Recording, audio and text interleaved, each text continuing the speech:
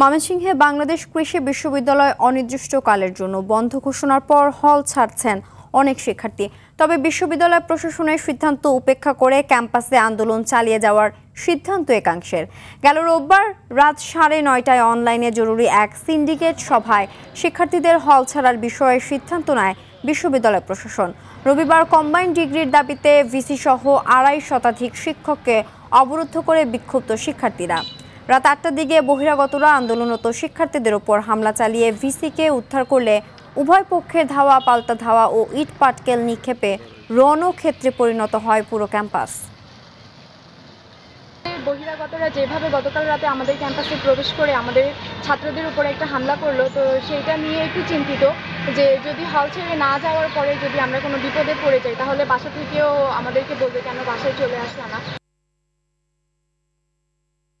এ নিয়ে আরো জানাতে সরাসরি যুক্ত হচ্ছেন সহকর্মী মোজাম্মেল খোকন।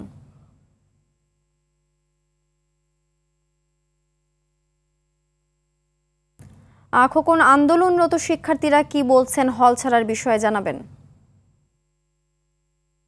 ধন্যবাদ সিনথিয়া। আপনি জানেন যে বাংলাদেশ কৃষি বিশ্ববিদ্যালয়ের যে আন্দোলনরত শিক্ষার্থী রয়েছেন তারা কিন্তু তাদের 4 দফা দাবি দিয়েছিলেন। অর্থাৎ গতকাল রাতে যখন বহিরাগতরা হামলা করেছিল, এরপরে কিন্তু গতকাল রাতে বিসির বাসভবন ঘেরাও করেছে এবং তারা বিভিন্ন কর্মসূচিও রাতে পালন করেছে। কিন্তু সকালে 9টার মধ্যে কিন্তু আমরা জেনেছিলাম যে তাদের হল ছেড়ে দেওয়ার কথা রয়েছিল। কিন্তু আমরা দেখেছি যে যারা সাধারণ শিক্ষার্থী রয়েছেন তারা কিছু হল ছেড়ে গিয়েছেন, আবার একাংশ যারা আন্দোলনে রয়েছেন তারা কিন্তু এখনো মাঠে রয়েছেন।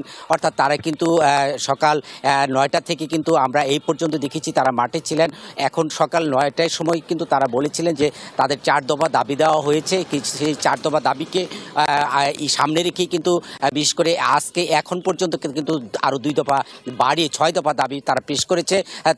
এই 6 দফা দাবির মধ্যে তারা যেমনটি বলছেন ভিসিকে নিঃশর্ত ক্ষমা চাইতে হবে, প্রক্টরকে পদত্যাগ করতে হবে এবং তাদের কম্বাইন্ড যে শিক্ষা কার্যক্রমের যে দাবিটি সেটাকে তারা দিতে হবে এবং তাদের উপর যারা হামলা করেছে তাদের বিচারের আওতায় আনতে হবে। এইরকমভাবে তারা কিন্তু 6টি দাবি পেশ করেছেন। পেশ করে কিন্তু ইতিমধ্যে তারা হলে চলে গিয়েছেন এবং তারা এই দাবি না মানা হলে পরবর্তীতে তারা কর্মসূচি ঘোষণা করবেন, এমনটি বলছিলেন চিন্তিয়া।